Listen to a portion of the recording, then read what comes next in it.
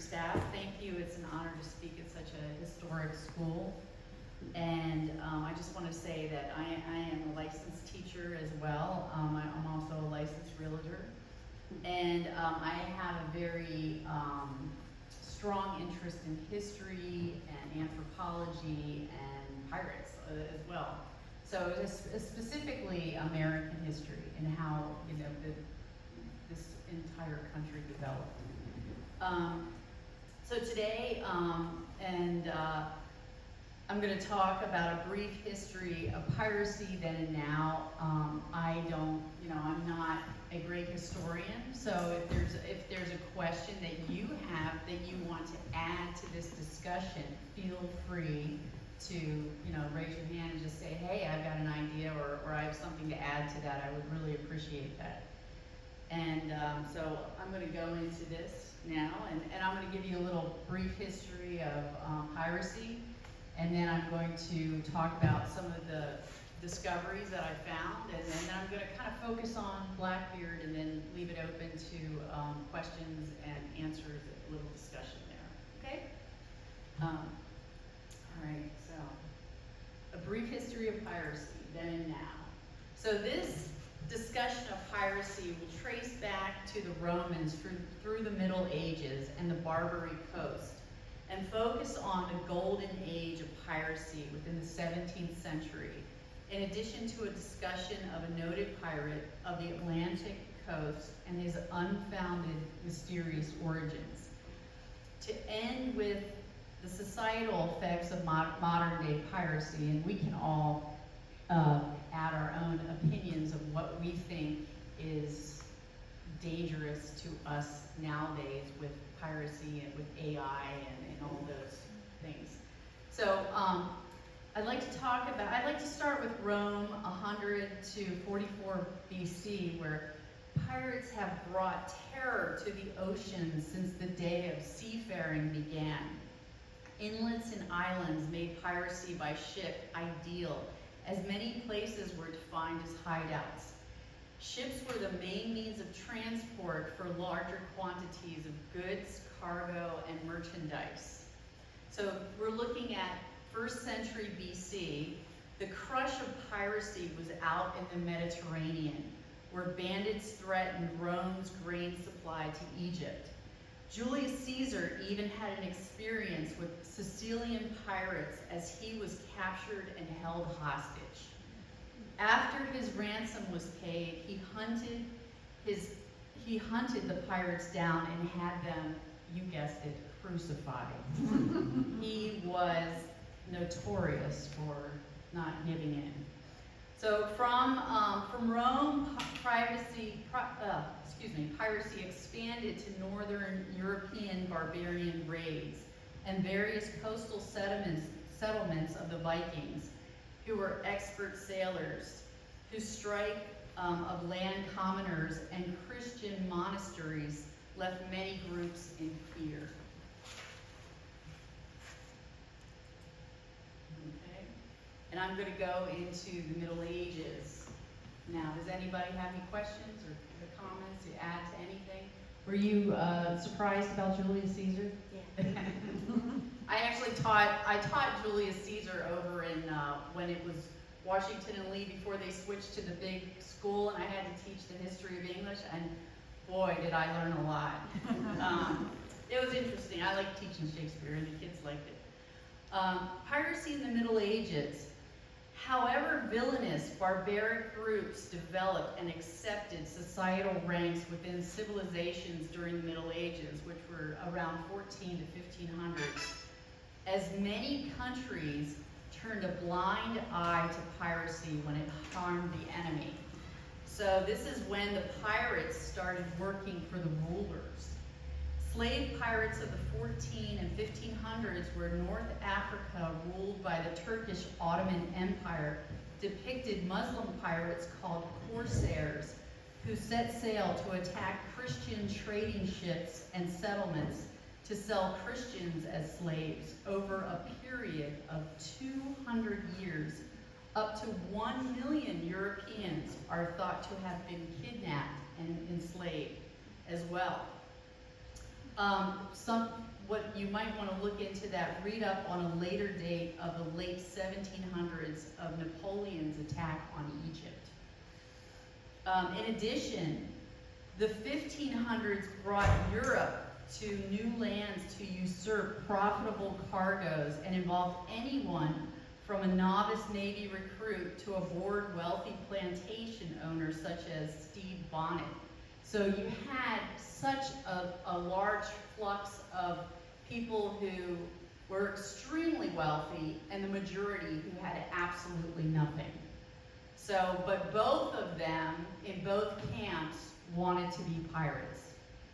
And this included Africans as well. If they joined the piracy, they could become part of the crew because all men were equal in the crew. Let's see. Okay. Or an experienced pirate to join a crew to become a licensed privateer. So they all got a license now. They became privateers by an individual country. Okay?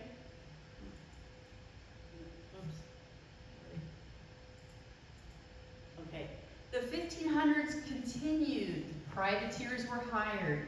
Especially prominent in the 1500s was the link between the rulers and the pirates, supported through kings and queens, allowing lenience to seafaring privateers, giving them permission to attack their enemies and profit from their plunder, as the privateers became heroes or legal pirates in their own countries, but within others they were ruthless, violent criminals.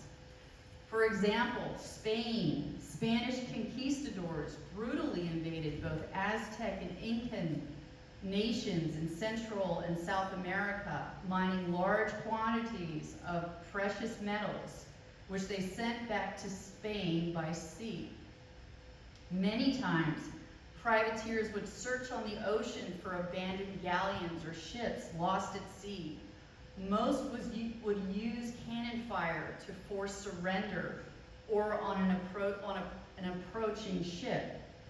Spanish galleons were often slow and difficult to sail, as many were easily caught traveling against the wind. So you have to think of these ships, though very large, were very compact. They were almost extremely short. So we're going to watch a video later, so don't get too bored. Let me see here. Okay. Now the golden age of piracy, the 1690s to the 1730s. Now that was the Blackbeard time. In the 1600s, lawless hunters were known as buccaneers, who were French sailors who invaded much of the coveted Spanish Caribbean, living off the land, hunting cattle, and preserving meat in smokehouses called boucans. Hence the adopted name buccaneer.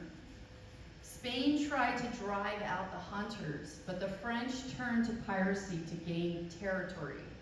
Some buccaneers even went on to become knighted by the British, and eventually one even became governor of Jamaica, who was Henry Morgan back in 1635 to 1688.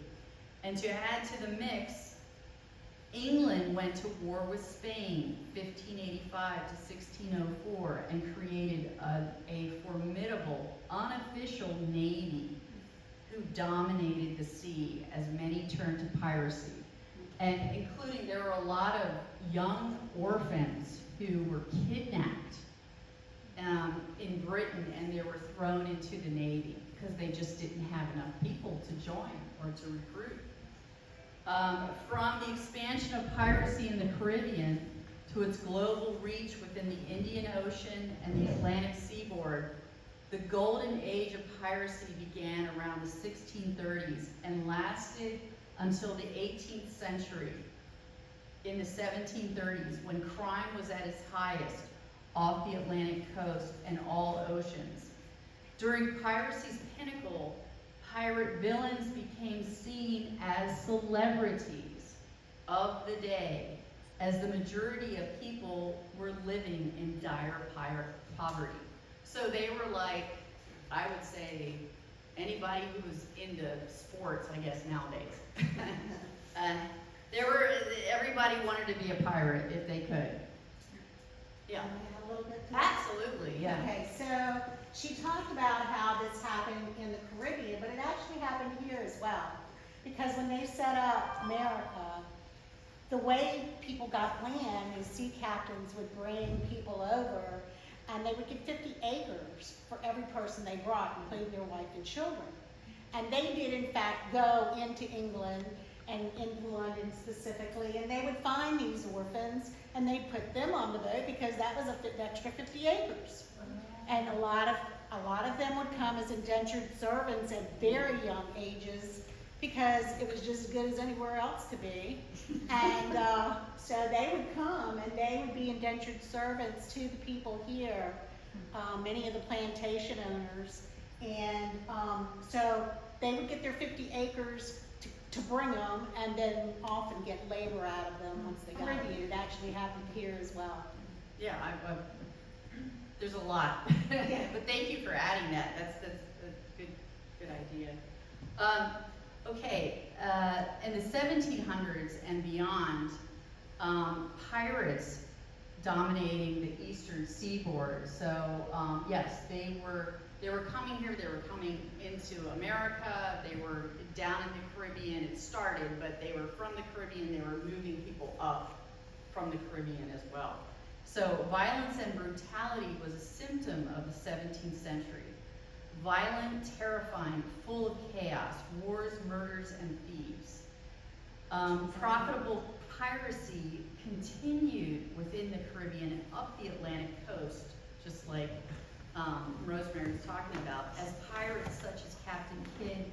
Edward Lowe was actually a name that I dug up around the northern neck area. And the infamous Blackbeard scourged the seas. These pirates dominated the eastern seaboard of the Atlantic as they displayed the pirate flag of the skull and crossbones known as the Jolly Roger, flying on the top mast of a ship.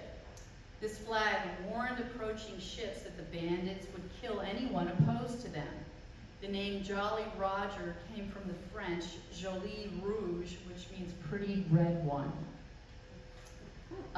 Because pirate flags were originally blood red, unlike their black modern day counterparts, so they were actually red when they put them up on their mast.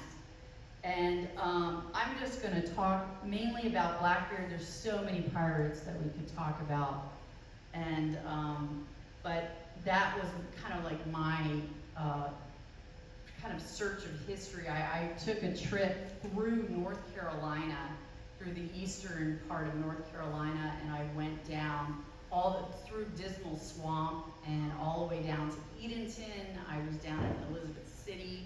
I went the back way of the Outer Banks down to Ocracoke, where he was actually killed by Admiral Maynard. And I will talk about that a little bit. Blackbeard, a celebrity in his day and age, lived a very short life. I figured out with reading all the different books that it was about to age 35, believe it or not. That's why he had so much energy. So, as most records show, born in 1683 and died in 1718. So,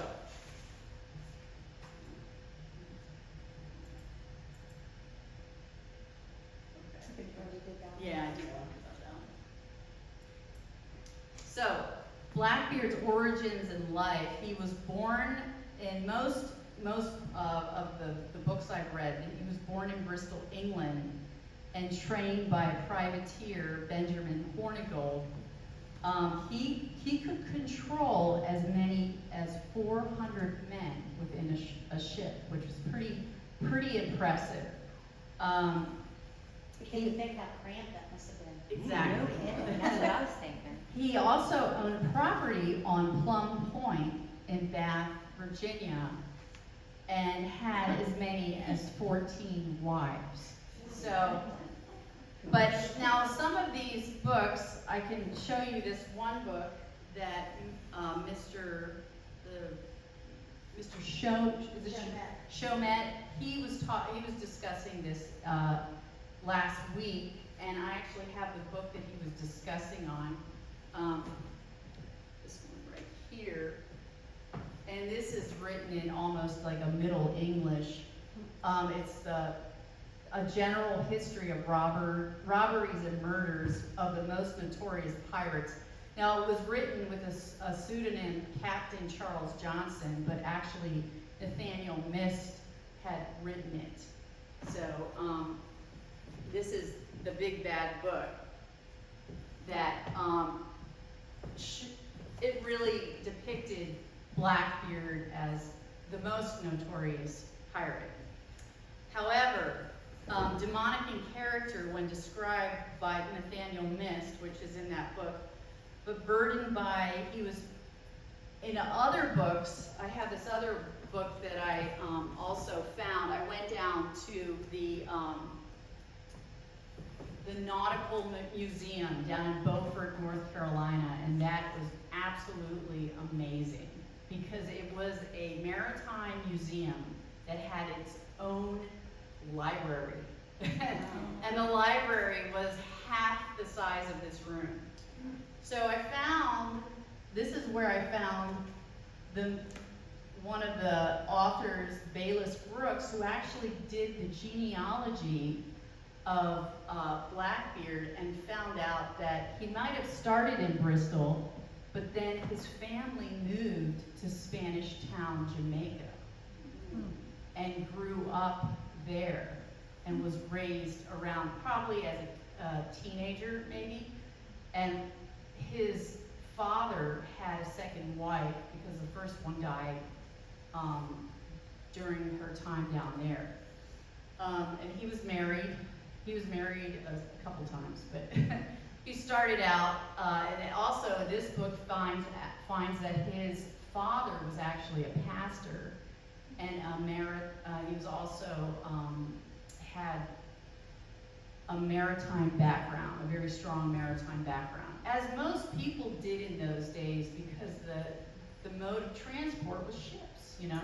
So, but I also found this very interesting book, and it's extremely well written by Kevin P. Duffus, and this was also at the museum. And he traced, and he also kind of added some imaginary ideas of that Blackbeard could be related to Edward Beard. And as Rosemary was talking about, the land that people were given, that his family was given part of this land. They came in as indentured servants.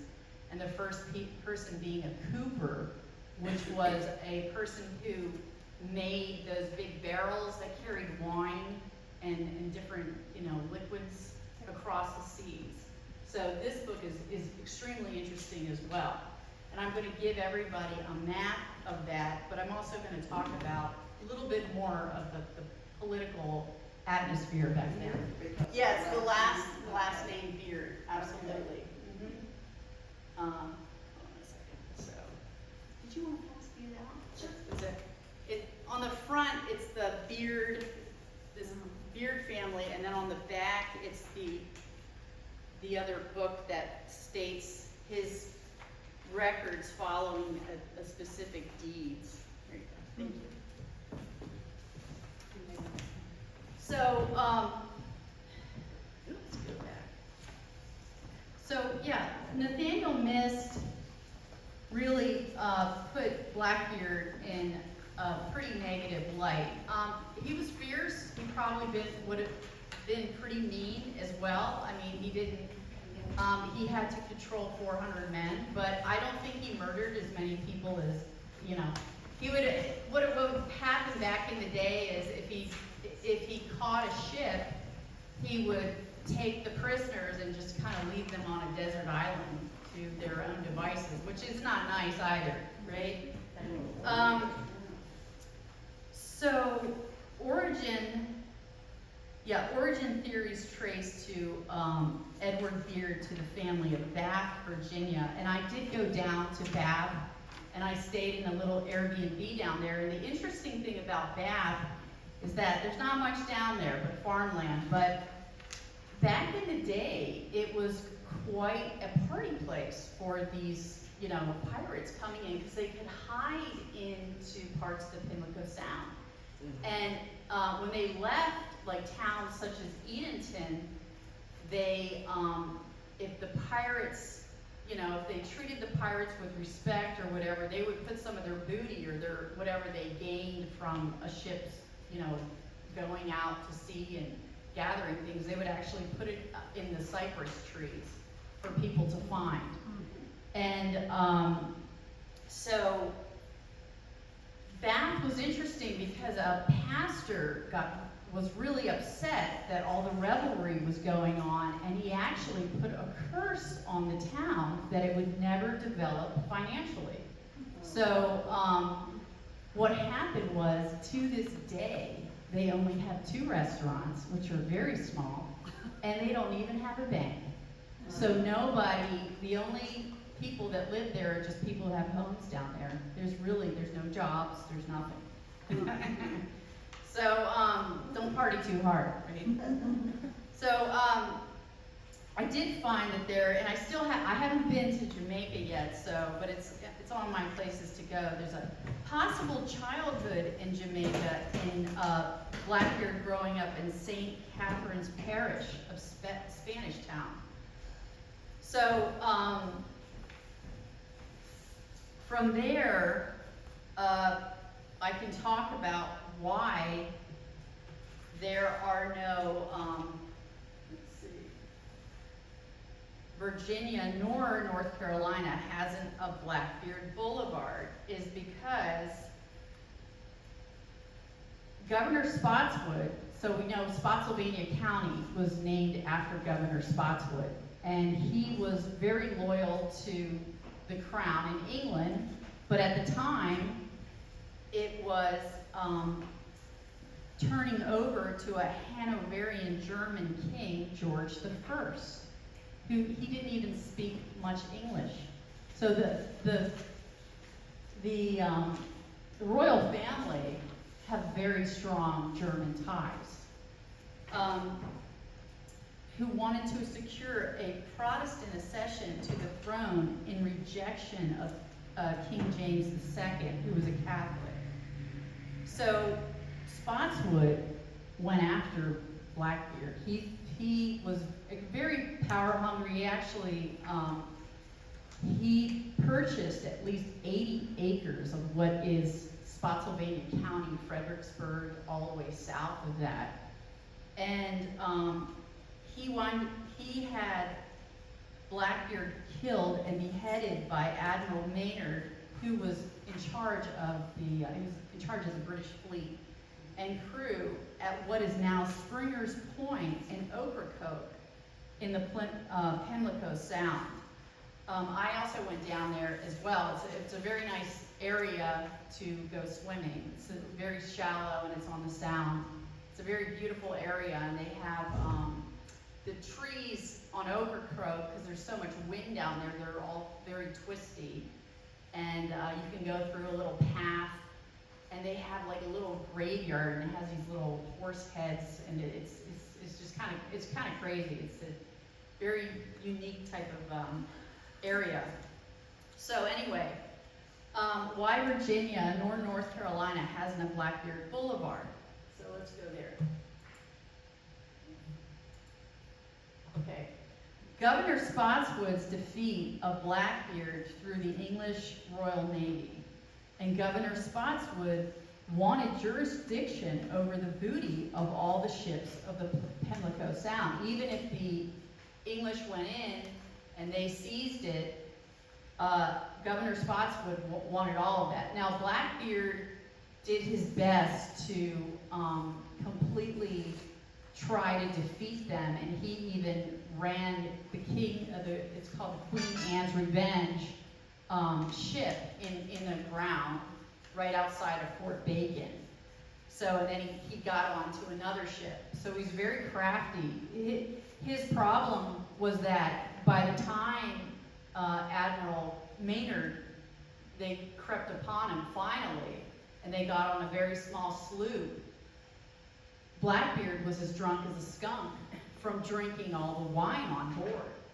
And that's, I believe, if he wasn't so inebriated with alcohol and everything, I think he probably could have won, because he had at least 30 knife stabbings in him, and they shot him, and finally another person went behind him and tried to cut. That's when they they hit him in the back of the ear and started trying to behead, cut him in this part of the skull.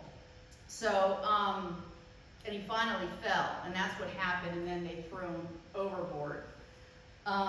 Blackbeard supported the previous King James, a Jacobite, were associated with the Catholics, I won't get too into that, to restore the House of Stuart, and rejected the German King of Hanover of England and Queen Anne, hence Blackbeard as a privateer, making the political statement out of Jacobite sympathies, the Queen Anne's. That's what he called the sloop, the Queen Anne's Revenge.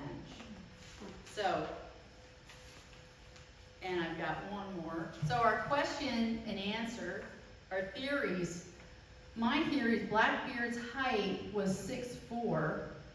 Where did he grow up? England or the Caribbean? Now, if you think back to that day and time, most men were maybe 5'4", 5'6". That was tall because of the nutrition. They didn't have the nutrition that they do nowadays. They weren't. So I would imagine if someone back then grew to 6'4", and I was down in Overcoke, and I looked at the grave sites, and people were living to their 80s and 90s back in the 1800s. I was like, how's this possible? Well, they were living off the land. They were living off the seafood, the fish, the crabs. They had the sun, the vitamin D from the sun, and probably fresh fruit that you could get in the Caribbean. Was the house on, and Blackbeard had a house on Ocracoke. I believe that this wasn't just a party place, it was a strategic planning place and hideout, because Blackbeard, for 2 full consecutive years, he actually got as high as New Hampshire. And he would go all the way down to Delaware Bay, and he would hit Philadelphia, down in the taverns down there, and even there's all kinds of stories in Williamsburg about his skull.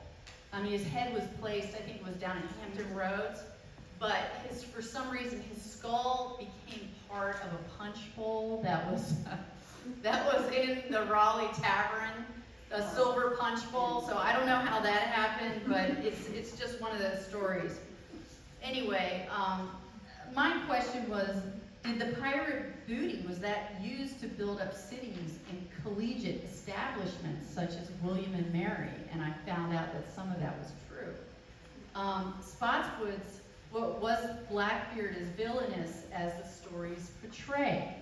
I think he wanted to intimidate more than anything, and he wanted people, when they saw him, to be very scared. He would put ribbons in his beard and grow out all his hair, and take hemp rope and tie it, and then light it on fire so that it would just smoke when he saw people. And his stature was intimidating. So most people would just say, okay, just take whatever I have, and I'll see you later.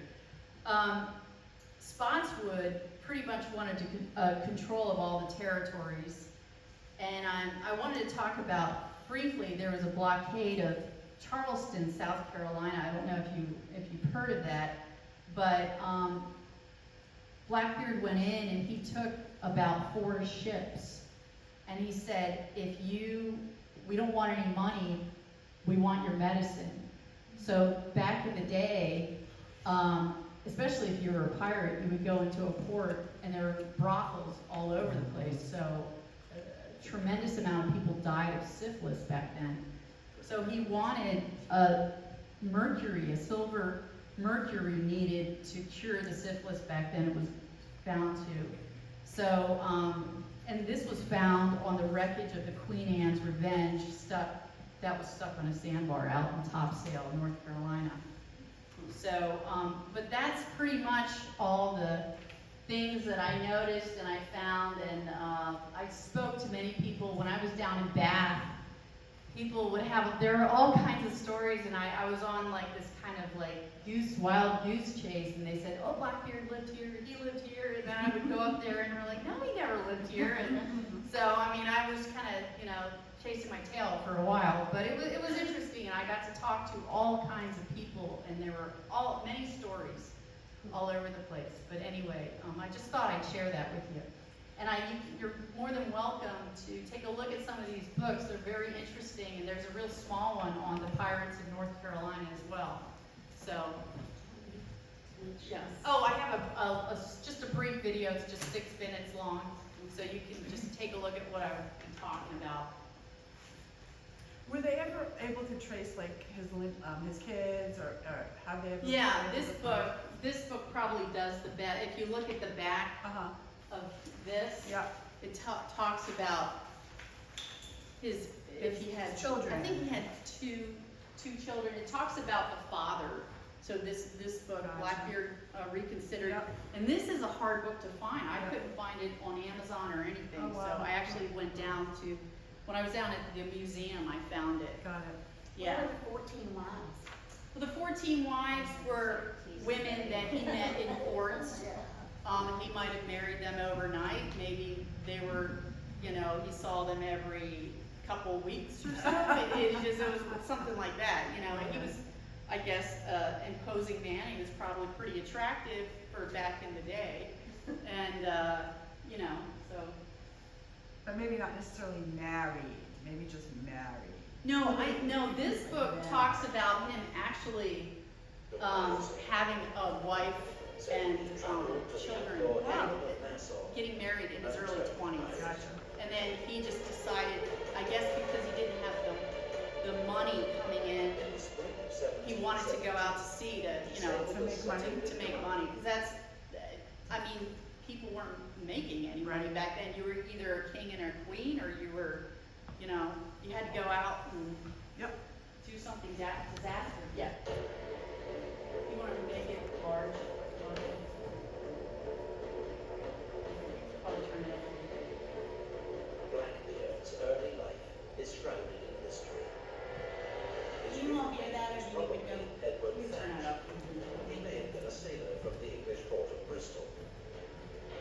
Some believe he fought in the War of Spanish Succession, at the end of which he found himself unemployed in the Caribbean, the last great age of piracy. So he travelled to the outlaw haven of Nassau and turned pirate.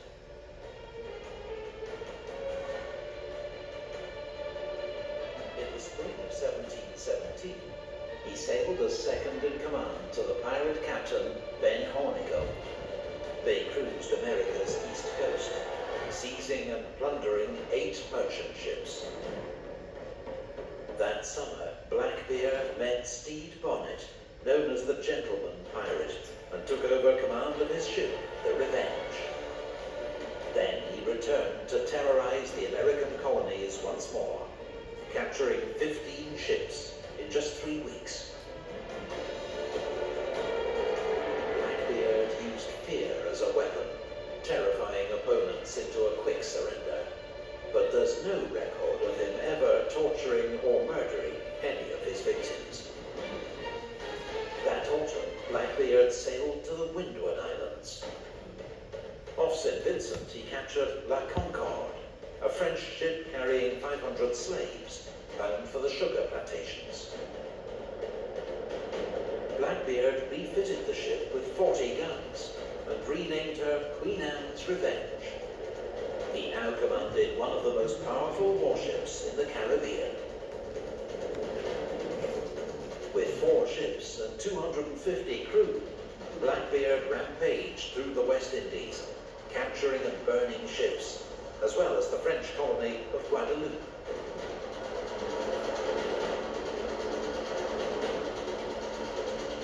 Then he sailed west.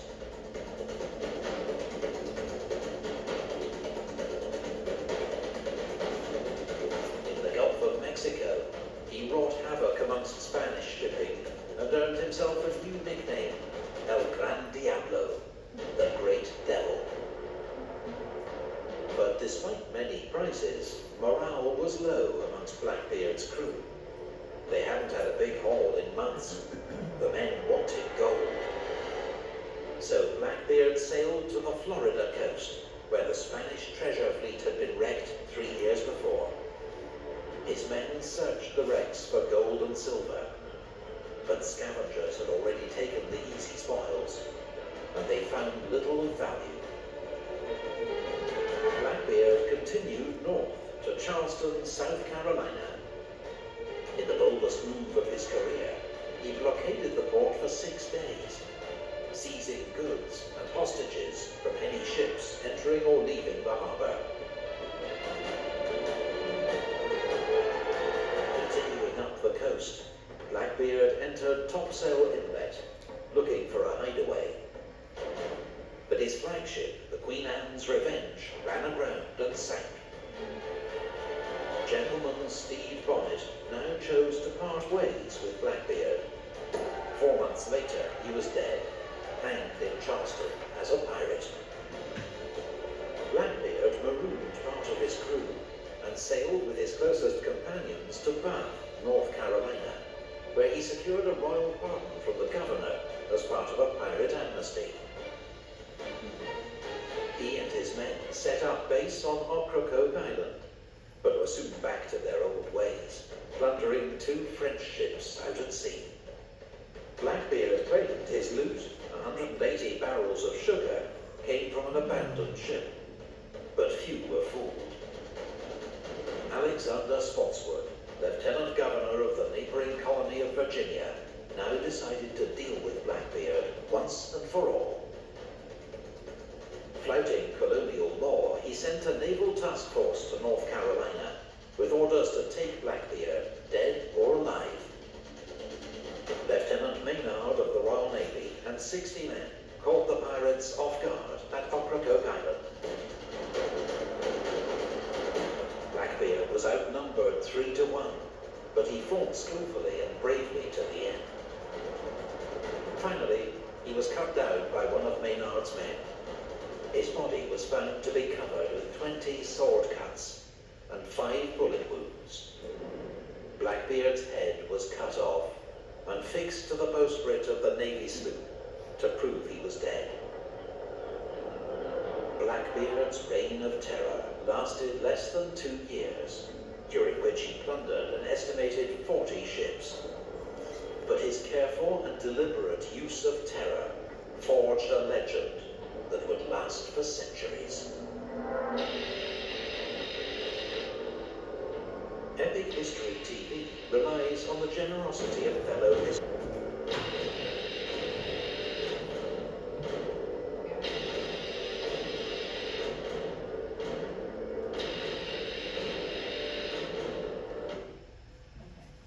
So, briefly, I just wanted to talk about too. He did turn himself in through with Governor Eden, with the help of Governor Eden, but Spotswood didn't trust Eden, and he felt that, Blackbeard was giving him too many doing too many things for him, as far as like giving him all this everything, cargo and everything that he could find, and they just had, their relationship was, they were just best buds, and he didn't believe that he would have, arrested him. So he did receive a pardon, but then Blackbeard, I guess, got bored, and he was like, hey, let's go and like grab those other 2 ships.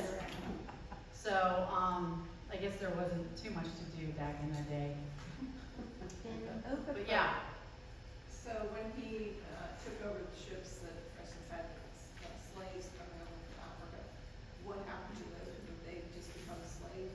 No, Pirates on his ship. when you were a pirate, the slaves, okay, there was a big thing with religion back then. And that's, a person would stay a slave if they were of a different religion, and that was huge. But if the slaves spoke the language, if they spoke English, or they could communicate, or they had a skill, they could join the crew and be treated as an equal.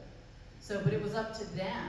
If they didn't want to join, then they would stay a slave and they would be sold. And that's what happened. But people were selling everybody. It wasn't, it wasn't just Africans. It was, anybody who was captured. You were taken and sold. But if you wanted to join the crew and do a little bit of work, then you could buy your freedom that way. That's how you bought your freedom. You actually shared in the booty. Right, and then whatever they captured, whether it was spices or gold, or very few times gold, but they would be allowed to, have a share of that. And then if let's just say you lost your leg during something, somebody, I know Blackbeard shot somebody's kneecap off, and they were, I think it was Tobias, the person who worked with him. And then the crew would have to pay you. It was almost like pirate insurance, where they would give you a certain amount of whatever they gained on an excursion. Yeah, it was pretty interesting. The other reason too Spotswood was at, this didn't show that, but Blackbeard actually came up into the Chesapeake Bay. And so he was actually raiding places along the Chesapeake and even up the Potomac. So he is known, in fact, if you know Coles Point, there is a Blackbeard's Pond Road. There may not be a Blackbeard Boulevard, but there is a Blackbeard's Pond Road. And of course, the story always was that he had left booty down there, hidden somewhere, and not likely. I've looked for it for 62 years. But he was coming up and taking from the plantation owners, both on the Maryland and Virginia sides. So Spotswood's had not just an interest in going after him because he was a pirate, but he was also taking from Virginia planters, their homes and so forth. So yeah, and I mean, like she said, the slaves, if they were on a plantation and they wanted to get away, the best thing to do would be go, because they were treated as equals on a pirate ship, and so they would just share. As long as they shared in the work, they shared in the glory too at the end. Yeah. Did they know about where on Overcroak his house was, or is there still anything there? He actually, his house on Overcoat was more of like a party tent. It wasn't, because I went there and I was trying to find, where's his house? He actually had a house in Bath, around Plum Point area.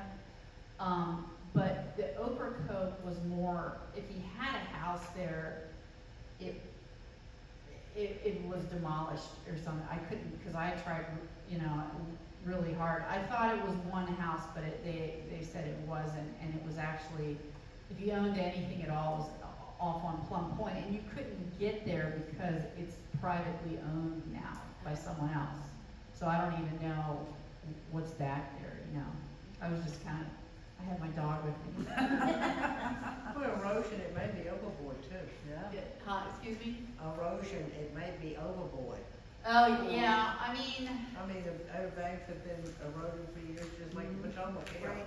but they also told me that when someone found out that he was somewhere in some house, he would switch homes. So they wouldn't know exactly where he was at certain times. And there's a place even in Elizabeth that's right off of the Albemarle Sound near Elizabeth City. That's about an hour outside of the Outer Banks, that he also had a place up there as well. Well, that's the water that runs along Edenton, so that makes sense. Yeah, oh yeah, and Edenton, if you ever get a chance, it's an absolutely magnificent little city. It's got a lot of history there. So, but thank you, for, you know, enjoying this, little Yes. kind of detailed, I guess, overview of pirates. Yes. But I do have some interesting books, and, you know, if you copied a name down or something, if you ever get a chance to go down to the Nautical Museum in Beaufort, it's really an experience, you know. they So have- what just made you like this? Like, what was it about this subject that went, oh my God, I need to go find these places? Because like Rosemary, I have this I am so interested in genealogy and everything, and I was dating somebody at the time who was part Puerto Rican, and I was like, well, maybe, you know, I was like, I wonder, you know, and so I was just like, gosh, you know, how did all these people come and just get together, and there's so many different, you know, ethnicities, and this just fascinates me, so, you know. And he looked like Blackbeard too, so. There you go. I wish I had a picture, I don't have a picture of him, but, yeah, so, you know. That's cool. The other interesting thing, Steve Bonnet, which you mentioned, they called him the gentleman pirate. Actually, he was a very wealthy planner, and he just got kind of bored, and he thought the pirate's life was for me. And so that's kind of what he did was he bought his own ship.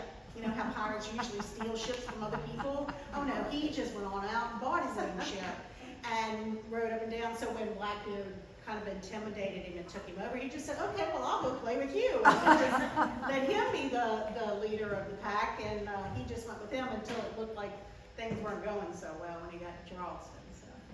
Cool. Yes, oh, go ahead. I also think it's interesting from a history lesson perspective as a kid. You taught about Christopher Columbus and Sure. what a great explorer he was, and meanwhile, right next to him is this other ship, you know, for the most part.